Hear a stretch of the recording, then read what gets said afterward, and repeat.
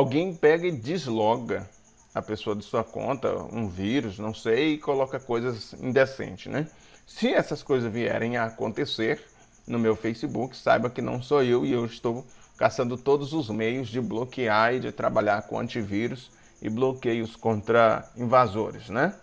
Bom, pelo fato de usarmos internet e o mais. Bom, você me conhece, sou o evangelista Marcos Antônio, muito obrigado por você estar aqui no meu perfil. E eu tenho uma palavra de Deus para você. O meu objetivo era transmitir em forma de live, mas fui impossibilitado aqui devido às situações. Mas a minha proposta aqui nesse momento é falar com você sobre um dos temas que eu acho mais extraordinários dentro da palavra de Deus. Falar sobre o fim dos tempos. Eu sei que muitas pessoas se propõem a entregar uma palavra de Deus muito clara, um estudo, se esmerilar neste assunto, buscar, investigar, fazer tudo o que for possível, pesquisar sobre o fim dos tempos. Mas me chamou a atenção agora, esses dias, nesse início de ano, um filme lançado pela Netflix, chamado Não Olhe Para Cima. E eu fui assistir o filme. Quase 2 horas de filme, 1h30, 1h40 aproximadamente ali de filme, quase 2 horas. E no filme, protagonizado ali por atores famosos, dizia o seguinte: uma das mestrandas, doutorandas, né, de astronomia, se não me foge a memória, é assim que chama a profissão, em uma das suas investigações pelo espaço, percebeu que tinha um cometa vindo em direção à Terra. E quando esse cometa vinha em direção à Terra, simplesmente ela avisa, ela chama o responsável, e o responsável vai com o presidente da NASA, com a presidente da NASA notifica a presidente dos Estados Unidos, a presidente dos Estados Unidos diz que não precisa alertar o povo, causar pânico e etc. Lá no meio do caminho, uma coisa surge, né? Eles falam assim: você sabe quantas vezes já vieram nesse gabinete só esse ano para falar a respeito do fim dos tempos? Quantas vezes nós já ouvimos? Quer dizer, chega uma hora que é tanta mentira a respeito da volta de Jesus que as pessoas não querem acreditar. E assim também vai ser na hora que Jesus realmente vier e na hora que houver não só o arrebatamento da igreja, com a volta de Jesus, o arrebatamento da igreja, como também no fim do mundo. A Bíblia diz que naqueles dias se casarão e dar-se-ão em casamento. Quer dizer, as pessoas estarão vivendo a vida à vontade, à vontade. Estarão vivendo a vida totalmente desregrada. Nós estamos vivendo hoje numa sociedade em que você não pode nem colocar a sua opinião, né, contrária a determinadas coisas que acontecem. Nós temos aí a turma da lacração, nós temos o movimento LGBTQI+, e tantas outras coisas que estão surgindo, coisas que eu, que sou aqui de região de roça, desconheço, mas a gente vai acompanhando os noticiários e a gente vai vendo as coisas. De sorte que está um crescente movimento de distanciamento de Deus. Mas, ao mesmo tempo, devido à apostasia, nós temos aí também um número de igrejas consideradas igrejas inclusivistas, né? Eu também não sei exatamente como é que é isso, nem busquei saber. Mas eu acho que é inclusivista.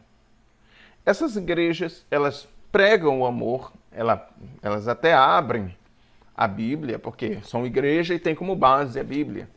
E elas pregam, e eles têm uma teologia até própria, e tudo bem. Eu mesmo não tenho nada contra isso, porque quem tem realmente alguma coisa contra essas coisas é o dono do reino, que é o próprio Deus. Então nós vamos encontrando na palavra de Deus alguns itens, alguns pontos que nós precisamos observar para nós não perdermos a nossa direção e para nós não perdermos aquilo que Deus quer colocar, para que nós possamos aprender da sua palavra. Então eu fiquei assistindo aquele filme. As pessoas vivendo à la vontade, as pessoas olhando coisas banais, se drogando, se prostituindo, indo às raves, indo às baladas, sem fé, sem direção, sem Deus, muitos deles até sem paz, procurando no sexo o prazer, procurando nas amizades, nas bebidas, procurando o calor humano que não, numa geração corrompida não se encontra calor humano. Então eu fiquei olhando para os dias de Noé. A Bíblia diz que os últimos dias serão como os dias de Noé. E a Bíblia deixa muito claro isso quando nós lemos esse texto. Porque os últimos dias serão como os dias de Noé. Eu vou até abrir aqui a Bíblia para você. Vou pegar o texto aqui.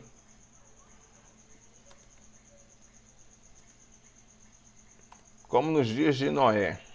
Está em, acho que é Mateus 24, 37. Mateus 24, a partir do versículo de número 36. Porém, daquele dia e hora, ninguém sabe, nem os anjos dos céus, nem o Filho, mas unicamente meu Pai. E como foi nos dias de Noé, assim será também a vinda do Filho do Homem. Porquanto, assim como nos dias anteriores ao dilúvio, comiam, bebiam, casavam-se e davam-se em casamento, até o dia que Noé entrou na arca, e não o perceberam, até que veio o dilúvio, e os levou a todos. Assim será também a vinda do Filho do Homem. Por que isso vai acontecer? Justamente porque as pessoas estão deixando de olhar para cima. Olhar para cima aqui tem a ver com temor, com se preparar. Tem um momento lá que a moça que é responsável pelo comunicado, pelo anúncio, juntamente com o professor, diz: se você quer se reconciliar com alguém, essa é a hora. Se você quer viver com a sua família, esta é a hora. Por incrível que pareça e por triste que pareça, eles mostram uma grande realidade. Às vezes as pessoas preferem, nos momentos mais decisivos de sua vida, estar em outros lugares, como por exemplo no trabalho, entre os amigos e não entre a família. Eles mostram um valor ali quase que está se tornando aos poucos escassos no mundo, que é o valor da família. Nós estamos vivendo num tempo em que a nossa geração, eu não sei se ela está crescendo, né? Ou se ela está inchando. Eu acho mais que está inchando, devido aos muitos ensinamentos que são colocados diante das pessoas. E eu vou lhe dizer uma coisa, eu estudei algumas coisas e um dos professores que eu estudei, ele diz o seguinte: quando você ouve muitas vozes, você entra em parafuso, em confusão, porque você não sabe a quem dar ouvidos. Então o correto é você dar ouvido a uma pessoa, a uma mensagem, a uma direção. Mas como você vai saber a verdade? A Bíblia diz, em João 8,32, que é um dos textos mais famosos, diz assim, João 8,32, e conhecereis a verdade, e a verdade vos libertará. Veja que Jesus está aqui no embate, e ele está falando a respeito da sua missão. E há alguns fariseus ali que creram em Jesus. E quando eles creem em Jesus, ele deixa bem claro que ele foi enviado no versículo 29. Aquele que me enviou está comigo. O Pai não me tem deixado só, porque eu faço sempre o que lhe agrada. Versículo de número 33, depois dele dizer. Versículo de número 30.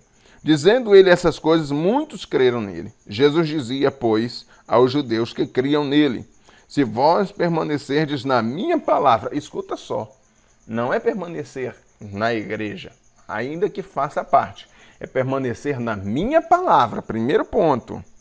Aí ele diz assim, na minha palavra, verdadeiramente sereis meus discípulos. E, uma vez que eu me torno discípulo de Cristo, por permanecer na sua palavra, e eu me torno discípulo de Cristo, aí eu conhecerei a verdade, e a verdade então me libertará. Versículo 33, eles responderam-lhe, somos descendentes de Abraão, e nunca servimos a ninguém. Como dizes tu, sereis livres? Eles não entendiam que Jesus estava falando de ser livre das cadeias do pecado.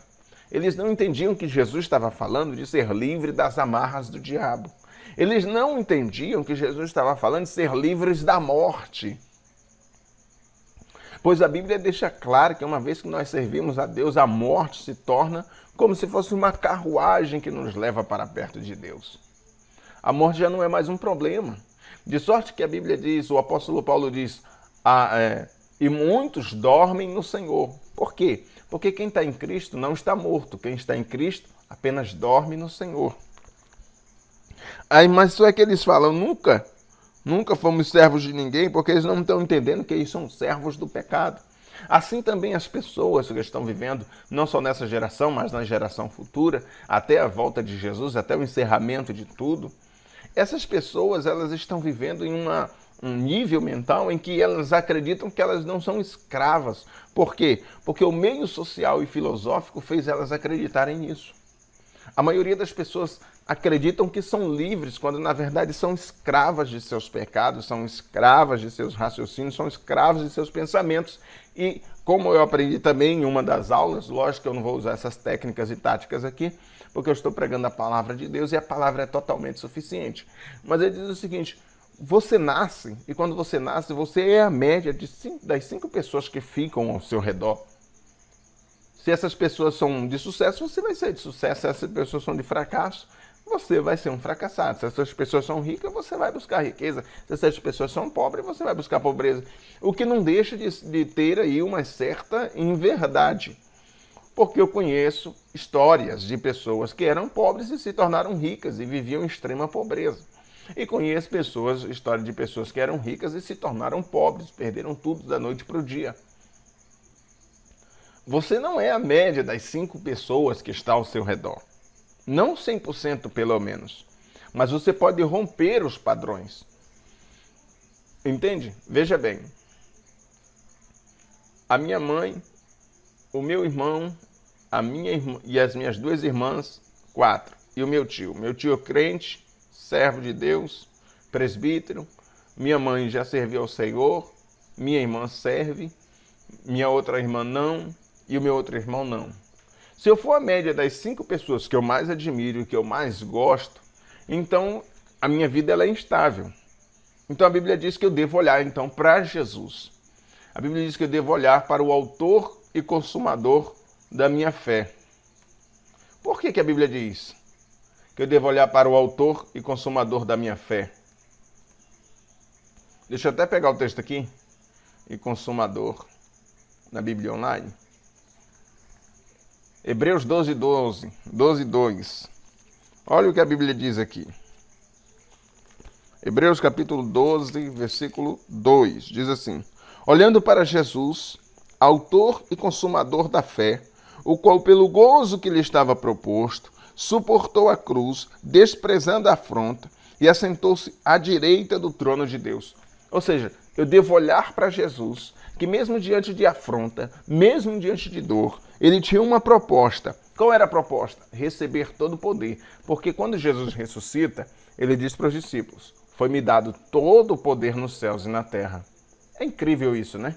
Primeiro ele diz no capítulo 8, que, lá em Mateus, que ele não sabe de todas as coisas. Que a respeito dos últimos dias, nem os anjos, nem ele mesmo sabe, apenas o Pai sabe.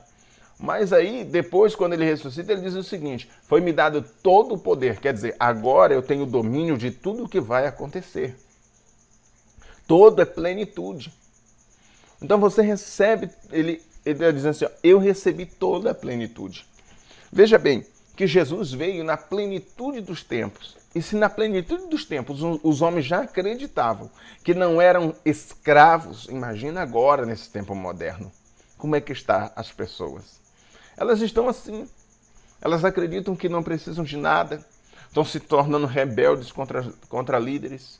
Nunca se abriu tanta igreja no Brasil como nos dias atuais, dada a liberdade fiscal, a liberdade constitucional e etc. Uma semi-liberdade, que agora já não estamos mais vivendo uma liberdade plena, que nós não temos mais liberdade de raciocínio.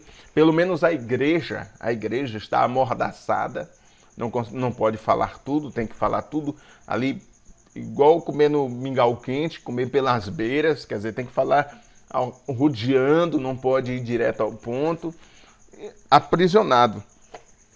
Mas é isso que Mateus capítulo 24, que está aqui, anotado aqui nas minhas anotações, Mateus capítulo 24, versículo 43, assevera.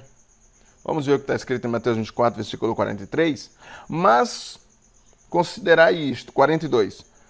Vigiai, pois, porque não sabeis a que hora há de vir o vosso Senhor. Mas considerai isto. Se o pai de família soubesse a que vigília da noite havia de vir o ladrão, vigiaria e não deixaria que fossem arrombadas as suas casas. Mas o que me chama a atenção é que ele diz assim, ó, vigiai, pois porque não sabeis a que hora há de vir o vosso Senhor. Você se lembra que nos dias de Moisés eles casavam, davam-se em casamento, até o dia que Moisés entrou na arca. E eles não perceberam. E aqui está a questão. Mateus 24, 37. Está aqui em Mateus 24. E eles não perceberam. E por que eles não perceberam? Porque eles estavam se despreocupados, casando, dando-se em casamento. Eles estavam festejando. Se você assistiu o filme Não Olhe Para Cima, é justamente isso que está acontecendo. As pessoas estão vivendo sua vida, vivendo uma vida tão vazia, tão vã, tão terrível, que a Bíblia, ela é muito forte. Deixa eu olhar aqui. Eu fiz algumas anotações aqui no Word. E eu quero olhar essas anotações com muito carinho com vocês. 2 Reis, capítulo de número 17.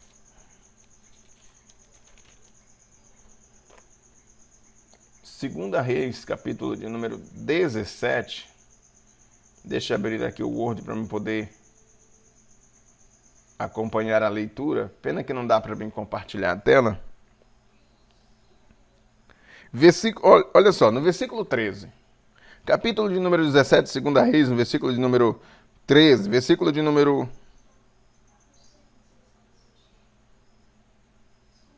Deixa eu ver aqui... Se é isso mesmo. Cadê? Segunda Reis.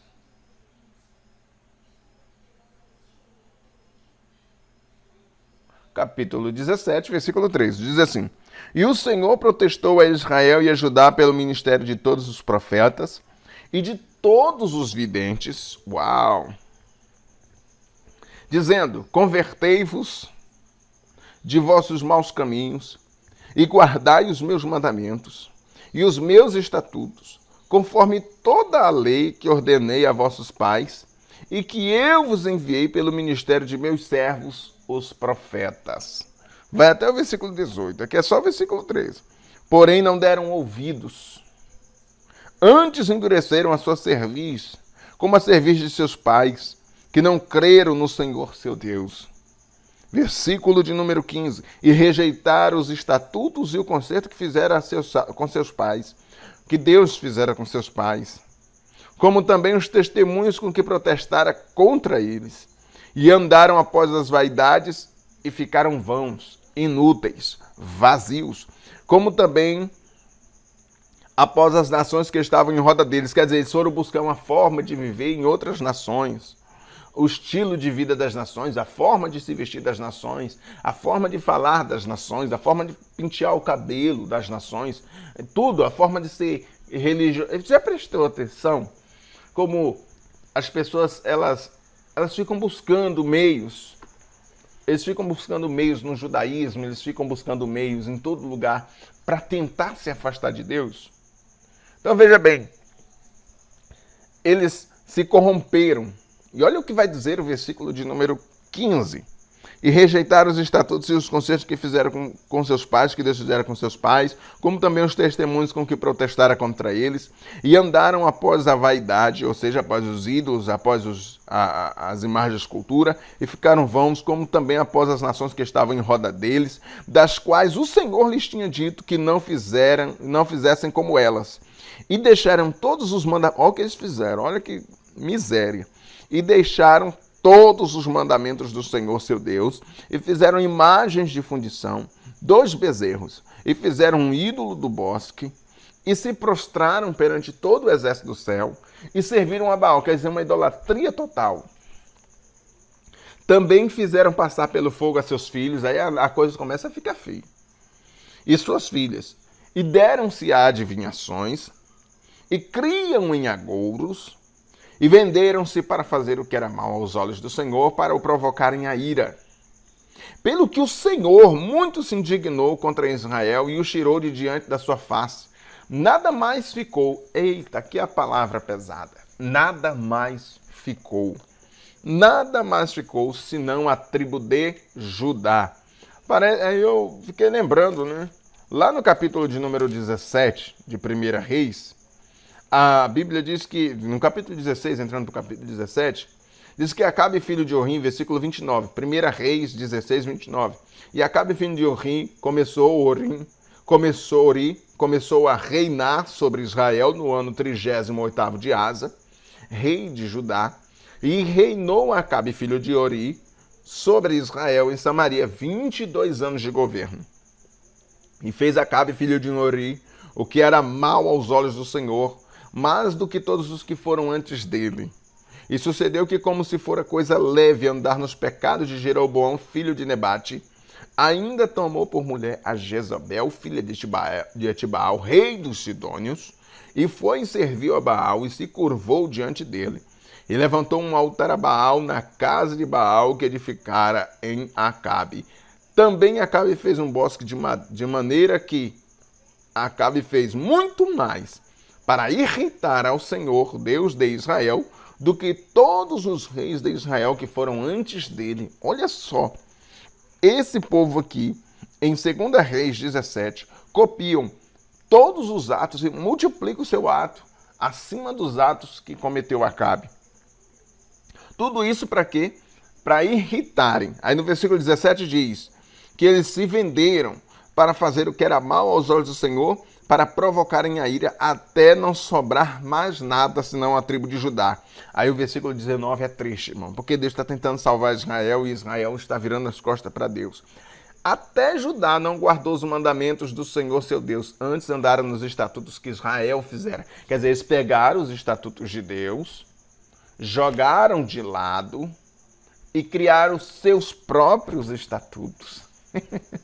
Não é incrível isso? Veja bem, estatutos é o quê? São regras. A lei de Deus ela é feita de 20 mandamentos e 613 ordenanças. Essas leis podem ser religiosas, cerimoniais e podem ser leis civis. Todas as leis que estão era para o povo servir a Deus através daquelas leis. Algumas das leis que ali estão não foi Deus quem deu, foi Moisés que escreveu e Deus assinou embaixo como se fosse ele falando. Por quê?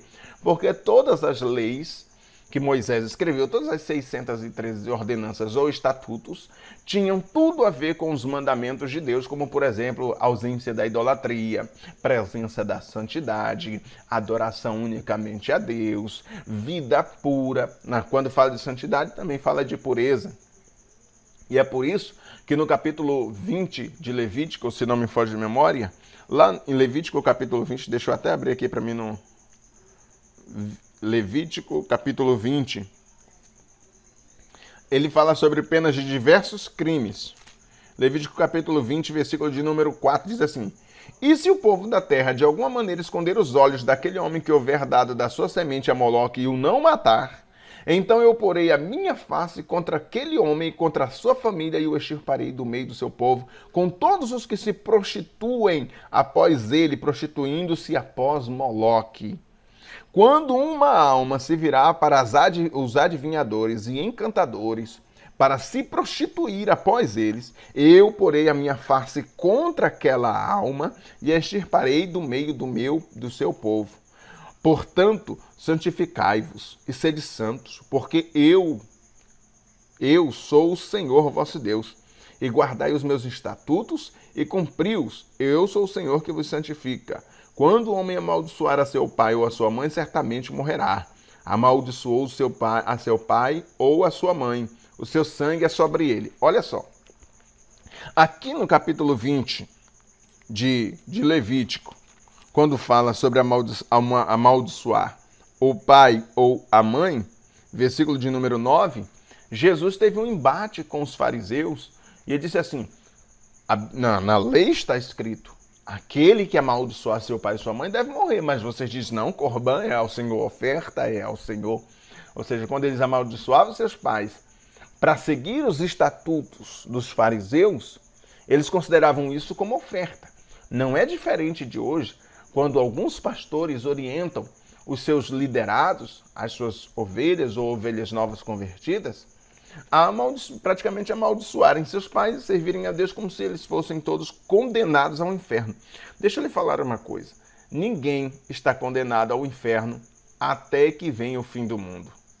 Absolutamente ninguém. Se você guardar isso na sua mente, você já vai ter aprendido metade da minha live aqui, do meu ensinamento hoje.